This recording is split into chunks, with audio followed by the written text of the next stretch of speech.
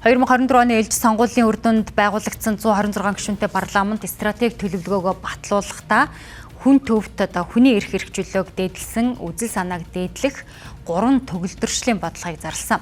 Тэгвэл улсын хурлын энэ бодлогыг амлиулахад суур болох хууль тогтоомжийн тухай хуулийн төслийг улсын хурлаар хэлцэхэд бэлэн болжээ.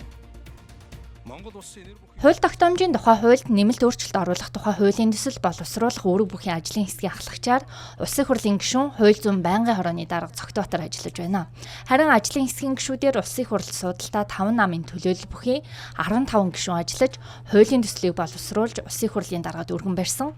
Тус хуулийн төсөл 6 зүйлтэй бөгөөд улсын хуралд өргөн барих хуулийн төсөл тавих шалгуур үзүүлэлтүүдийг нэрэвчлэн зааж өгчээ. Одоо халдаж болохгүй эрх рүү халдсан ийм зөндөө журмууд гарч ирж байгаа юм гайхалтай. Тэгээ тийм журмууд бол байж болохгүй. Зарим асуудал чинь бол ялангуяа хүний одоо суур эрхийн асуудал бол зөвхөн хуулиар зохицуулагдаж байгаа хэвээр. Тийм зохицуулалтууд одоо агентлагийн дарга нар эдгээр өөрсдөө шийдвэр гаргаад ийм зохицуулалтууд хийцэн явж байгаа байхгүй. Тэгээ энэ нь бол ердийн одоо үзэгдэл болоо явцсан зөндөө юм байна. Тэгэхээр энийг цэгцлэх боломж гарч ирж байгаа. Түүнчлэн хууль тогтоомжийн тухай хуулийн төсөлд улсын хурлд өргөн барих хуулийн төслүүдэд хүний эрхийн үнэлгээг заавал хийнэ. Мөн хүний эрхийн үндэсний комисс заавал дүгнэлт гаргасан байх шалгуур үзүүлэлтийг тусгажээ. Өргөн барьж байгаа субъекттэр яг нэг чухал юм орж ирж байгаа.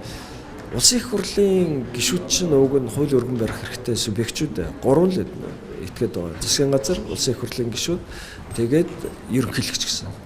Тэгсэн улсын их хурлын гишүүдийн яг одоо хууль өргөн барих эрхийг бас тодорхой хэмжээнд тодорхой одоо асуудлуудын хүрээнд бол хязгаарлалцсан байж байгаа. Тэгээ тэнд бол угаасаа суур яг улсын их хурлын гишүүнд байх тэр эрхийн нэлээд олон асуудал дээр сэргээж өгч байгаа юм.